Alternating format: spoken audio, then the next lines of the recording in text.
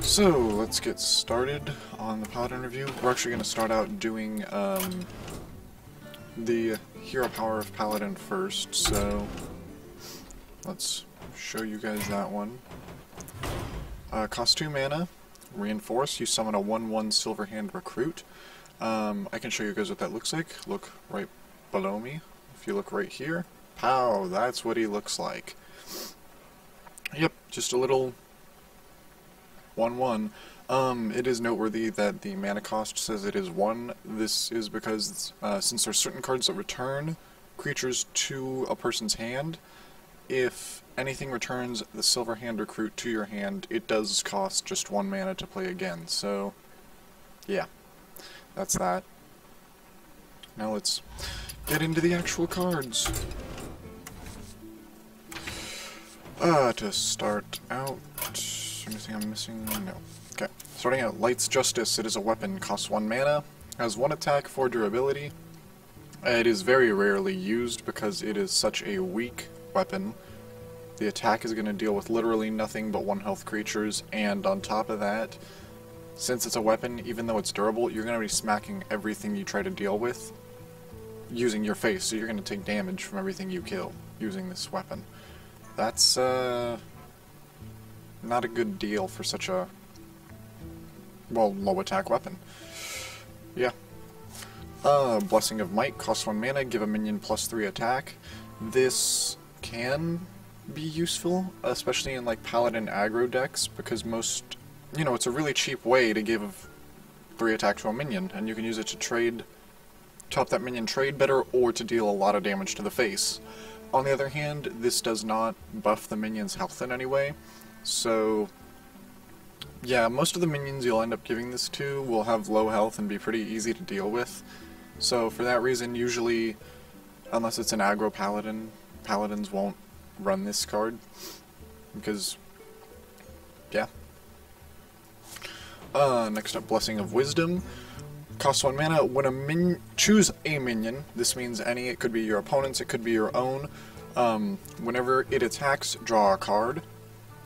This is a really good card. If you put it on your own minion, it means that you get to basically draw a card every time it attacks, like the card says, and that's pretty good. It also means that your opponent is really likely to focus on killing that one minion. Reason being, Paladin is one of those classes where if they keep drawing cards, they're just like guaranteed to win. A Paladin with a lot of cards in hand is a Paladin that's going to win the game. And that's just how the class works. You can also use Blessing of Wisdom to place it on an opponent's creature if they have a really strong, well, creature that you don't want to attack.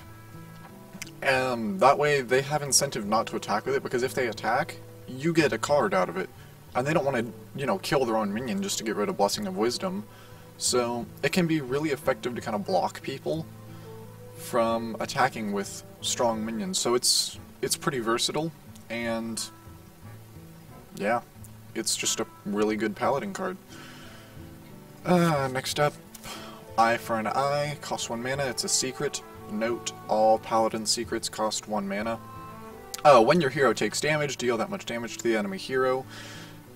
It has potential, but honestly, whenever Eye for an Eye gets played, it usually does like 2 damage maximum back to the enemy hero, because people would just attack you with, you know, low attack creatures and stuff like that. There's, like, no one's gonna just drop a Pyroblast on you when you got a secret sitting there. Or if a mage does that, they're just stupid, so I mean, yeah, Eye for an Eye, technically it does have the potential to trade, you know, 10 damage back to someone's face if they hit you with a Pyroblast, but usually it won't do that. And on top of that, I mean, you have to take damage for this thing to trigger and to be effective, so yeah. I don't know. It's just, it's not used very often, if ever, in Paladin decks, and personally I don't really like it either. It's just not a great card in my opinion. Am I missing any 1-drops? No, I'm not. Okay. Next up, Hand of Protection, costs 1 mana, give a minion Divine Shield. Divine Shield basically means that the first time the minion takes damage, that damage will be negated, and the Divine Shield will be lost. So, yeah. Basically, while a minion has Divine Shield, it is immune to the first point. How do I word this? It's... the first time it takes damage, it is immune to that damage. However, cards like Mage's Arcane Missiles, which we went over yesterday, because that deals 3 damage randomly split and not all at the same time, cards like that can go through Divine Shield because it just dishes out damage one at a time. So, when that kind of stuff happens, Divine Shield is popped by the first point of damage applied. However, yeah, just the first time a minion takes damage, that damage is negated and the Divine Shield is lost. So, that's what Divine Shield does. This card is decent, I guess. I mean, it's not used very often. Paladin's got other ways to give out Divine Shield, and there's minions that already have it, so yeah. It's not usually all that necessary. It has potential, but it's not all that necessary. Humility. Costs 1 mana, change a minion's attack to 1. It can be good, but it's got a lot of potential. It's not run very often though, because of another card that does the same thing. We'll see it later. And when we get to it, I'll reiterate that it's literally the reason why Humility isn't run. Otherwise, this could be a really good card. I mean, your opponent plays some high attack creature, you're like, don't think so, bro. That's 1 attack. So, it's got potential, but there's another Paladin card that basically ruins this one. Next up, Noble Sacrifice. Costs 1 mana. It is a secret. When an enemy attacks, summon a 2/1 defender as the next target. It's probably unnecessary, but I do have the defender to show you guys too. That guy. Whoops. That guy. That's what he looks like. Again, he costs 1 mana if he gets somehow returned to your hand. Not sure how that would happen, but yeah. This secret does say when an enemy attacks, so this does mean if, say the enemy has your opponent has a weapon and they attack you, or just anything, honestly, because this triggers just when someone attacks. So yeah, if your opponent has a weapon and they attack, that'll trigger this too. But it's not a bad card, honestly. It's run especially in aggro Paladin decks, where most of their minions are low health. So it can just kind of be used to save minions, and sometimes even it'll trade with opponent minions if they have 2 health or less. So yeah, it's got a lot of potential, and it's a pretty good card. At the very least, it could save one of your other minions from dying, so excuse me. Yep, all in all, pretty good card. Let's get rid of that. Okay. Next up, Redemption. Costs 1 mana. Also a secret. When one of your minions dies, return it to life with 1 health. This card again has potential, but it's not used very often. Reason being, you don't really choose which minion gets returned to life. So, I mean, if you've got one really powerful creature on the board, and it gets killed, yeah, this could be useful for saving it there. But even then, it's really easy to deal 1 damage to minions. And if it's the only minion on the board, you know, it's all that much easier because your opponent doesn't have other minions to worry about. And if there's multiple minions on the board, your opponent gets to choose the weakest one to kill first to try to trigger this thing, so yeah, it could have potential, but it's just too easy to answer, so it's not all that great a card, and it's very rarely run in decks. Next up, Repentance. Costs 1 mana. Another secret. When your opponent plays a minion, reduce its health to 1. Kind of like Redemption, it's not run very often, except for this one does have quite a bit of potential. Reason it's not run often, though, is you don't get to choose, you know, what minion your opponent plays that this will affect. Your opponent sees you play a secret, their first reaction could just be, okay, I'll play a creature with very little health, because, you know, that could be Repentance, and if I play a guy with 1 health anyway, Repentance won't really do anything to it. So, the fact that your opponent gets to answer it in whichever way he wants means that this secret also isn't very oft used, so yeah, not great. Has potential, but not great.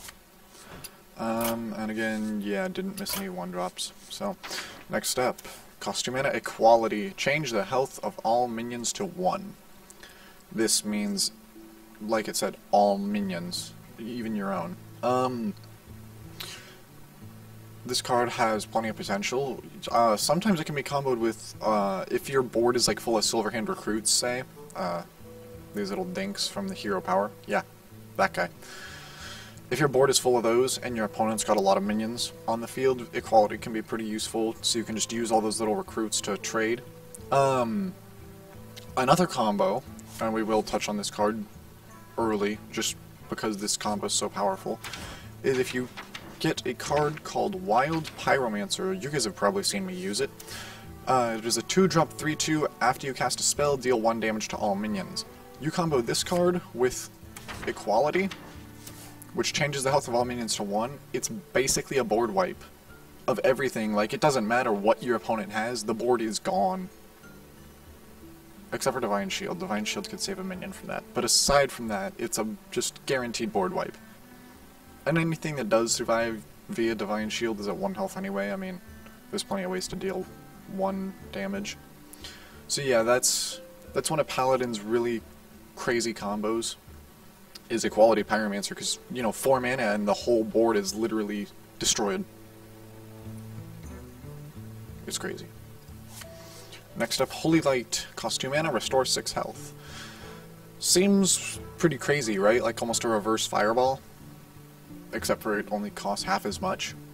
Problem with that is it's kind of like with Druid and Healing Touch. It's not going to really deal with anything. It's just kind of going to be useful to stall. It has its uses where sometimes stalling, you know, is all you really need to win a game. But usually this card isn't ran in favor of some other card that could have a lot more impact on the board and the game. So, yeah.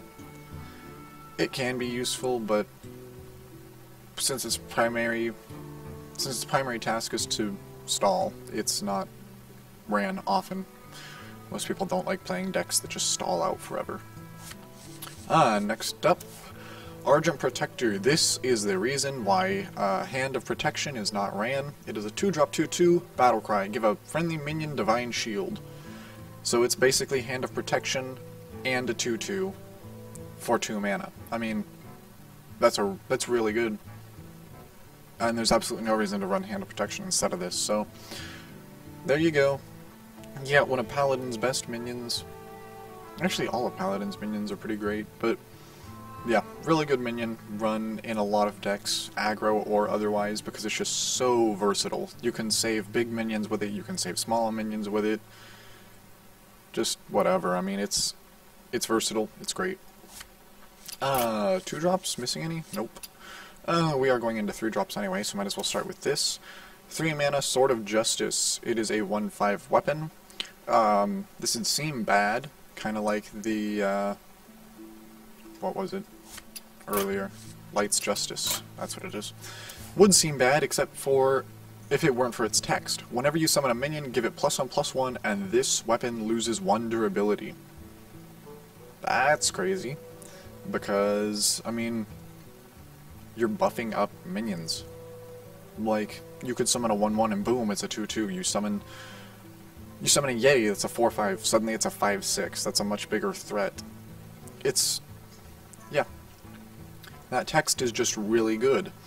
Here's the thing that confuses a lot of people with this card, though, which is really funny. A lot of people think, oh, I should run this in an aggro deck, right? I'll play Sword of Justice, and then I'll start just throwing minions out there and all these little kind of dinky 3/2s and 2/1s and all that. They'll become a lot more powerful and a lot bigger of a threat. Interestingly enough, Sword of Justice does not work that well in aggro decks. Reason being, you should already have maybe 4 or 5 minions on the board by turn 3. And yeah, playing a Sword of Justice in the middle of kind of creature spamming, it's not very effective. So, surprisingly, not the best card in aggro decks. However, it is pretty good in control decks because you start summoning, you know, big minions that are like, excuse me again, that are like 6/6s and stuff like that. Boom, 7/7. That's harder to deal with. That takes it out of fireball range. Yeah, just, it's kind of a counterintuitive card, but still a very good card that doesn't work so well in aggro decks and works pretty well in control decks. Yeah. Note. You better have a really good reason to attack with this weapon if you're going to attack with it. Like, you even dealing with a 2/1, that's not worth attacking with this thing. You better be dealing with like a 3/1 or a 4/1 if you're going to be attacking with a Sword of Justice. Otherwise, the text is just way more valuable than the one attack. And losing durability on the attack isn't worth it. So, yep, that's that. Don't attack with it. Use it in control decks, not aggro decks. That's just how it works. Next up, Divine Favor. Costs 3 mana. Draw cards until you have as many in hand as your opponent. This is the reason why Paladin aggro decks work. You can just throw creatures out all over the board, completely get rid of your hand, and when your hand is empty, and your opponent's hand is likely still full, boom, Divine Favor, your hand is suddenly full again. And it's like I said, when Paladins draw cards, they win. So, this is basically made to say Paladins draw cards and there's not a thing you can do about it, unless you have an empty hand too. In which case you guys are both equally screwed. So yeah, that's that. And Divine Favor is just a really great card run in almost every Paladin deck that there is, so good card. Use it. Next up, Aldor Peacekeeper. This is the reason Humility is not used. It is a 3-drop 3/3 with a battle cry, change an enemy minion's attack to 1. So, kind of like with our Argent Protector, the 2/2 that gave minions Divine Shield, this does, you know, the same thing as Humility, and it's also a 3/3. So there's no reason to run Humility instead of this. This does the same thing, it's just better. Period. So, yeah, run that instead of Humility. It is a great card. That's it. Any other 3-drops we're missing? No. Okay. Next up, cost 4 mana, True Silver Champion. It is a weapon, 4 attack, 2 durability. 4 attack's pretty crazy on a weapon. The text makes this weapon very useful too. Whenever your hero attacks, restore 2 health to it. So you heal for 2 every time you attack. That is before damage is applied. So if you're at like 3 health and you attack a 4 attack creature, you will live with 1 health. Because you will heal up to 5, take the 4 damage, and now you're at 1. So, this card provides some decent healing to Paladins too. You can use it to just attack your opponent's face, deal 4 damage to them, and heal for 2. So, yeah, really good at clearing out minions, good for healing. It's just a good weapon, and it's used in most Paladin decks. Next up, 4 mana, Blessing of Kings. Give a minion +4 attack and +4 health. Excuse me again. I don't know why that happens. It is extremely useful. You could buff like a 1/1 recruit up to a 5/5. That's pretty nice. On the other hand, you kind of look at what it really does. It's basically a 4 mana 4/4. Now the buff to a minion can make the minion much harder to deal with, so it can be more useful just summoning a 4/4, but sometimes it isn't ran in decks, even in aggro decks, just because, yeah, you could play a creature that, for 4 mana, that's technically better than 4/4, like a Showind Yeti. It is a 4 mana creature that is a 4/5. So yeah, it's useful, and yeah, it has... Here, something's tickling my ear, sorry. It has its uses, but not the best of Paladin cards, not the worst. Yeah. The funny thing is, even in decks that don't run this, people are always still scared of Blessing of Kings because it can. There are certain situations in which it is just absolutely game-breaking, and others in which it doesn't make a single difference. So, yeah. That's that. Next up, Consecrate. 4 mana spell, deal 2 damage to all enemies. It's pretty good. It's run in most Paladin decks, because it's one of Paladin's only forms of board clear. Noteworthy, it can also be comboed with Equality, to create a 6 mana combo that just wipes your opponent's field. Yes, it leaves your own minions at 1 health each, but you're a Paladin. I mean, you could, yeah, you could give them all Divine Shield, so who knows, maybe that's what you want to do. But yeah, the Consecrate Equality combo is just really, really good. Makes Consecrate even better as a card. Most people will refer to it as Consecrate, by the way. I'm in the habit of doing that. It's called Consecration, but I think at one point it used to be Consecrate, and then Blizzard changed the name, and most people who've been playing for a while never made the switch. So, I will refer to this card almost constantly as Consecrate, not as Consecration. So, forgive me for that if you're gonna be a Nazi about it, but yeah. Next up, Hammer of Wrath, costs 4 mana, deal 3 damage, draw a card. Yes, this can be done on a creature or on the opponent's hero. It can even be done on your own creatures or your own hero. So, yeah, it can target anything, it's just dealing 3 damage. Based on the damage to mana cost ratio, you wouldn't think this card's great, but the fact that it draws you a card makes it actually a very, very useful spell. I mean, it's run in decks more often than Blessing of Kings is, just because of the card draw. I mean, it's a pretty good spell. Yeah, just a good spell because it draws you cards, and that's, again, as a Paladin, if you're drawing cards, you're winning. So, that's that. Next up, 5 mana spell, Blessed Champion. Double a minion's attack. This could be useful when comboed with cards like, what's it called? Blessing of Might and Blessing of Kings. However, you do usually have to combo it with those kind of cards for it to be super useful. And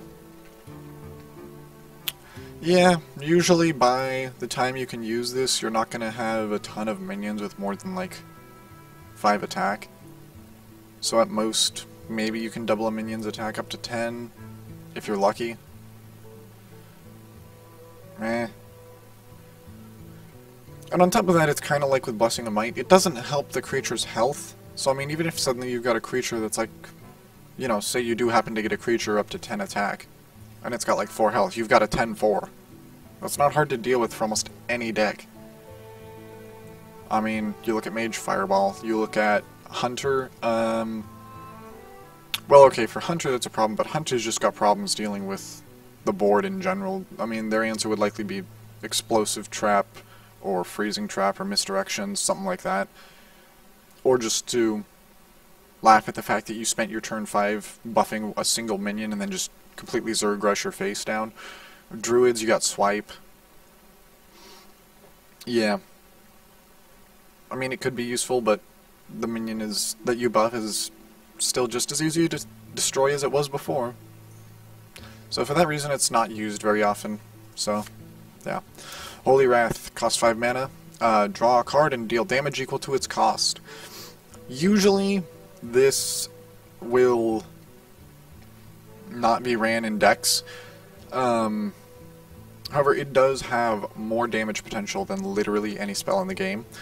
You kind of read the description. Come on, Molten Giant. The reason being, Molten Giant is, a 20 mana cost creature. However, its text says it costs 1 less for each damage your hero has taken. That being said, the base mana cost is what Holy Wrath goes off of. So, if you use Holy Wrath and you draw a Molten Giant, you will deal 20 damage with the spell. That being said, it's extremely unlikely that you can get that combo off, but the fact that that combo even existed, combined with the fact that there's Mountain Giant and Sea Giant too, gave rise quite a while ago to a Paladin Giant deck that used Holy Wrath, and literally the entire point was to, like, you know, Holy Wrath the opponent's face and hope that you did anywhere from 10 to 20 damage because of the massive cost of giants, which is reduced by their text. Each of these has a different text. We'll go over that later. That's not for this episode.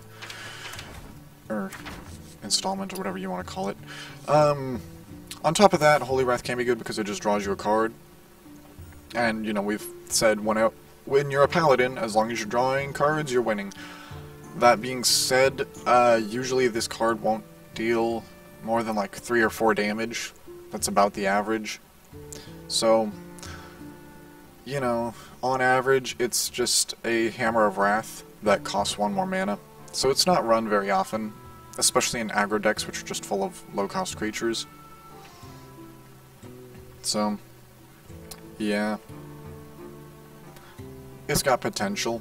It's got more potential than any card in the game, and I've actually watched a guy win a game from 1 health by using Holy Wrath on an opponent who was at 20, and just nailing him with a Molten Giant. So, potential, highly unlikely, therefore not ran very often.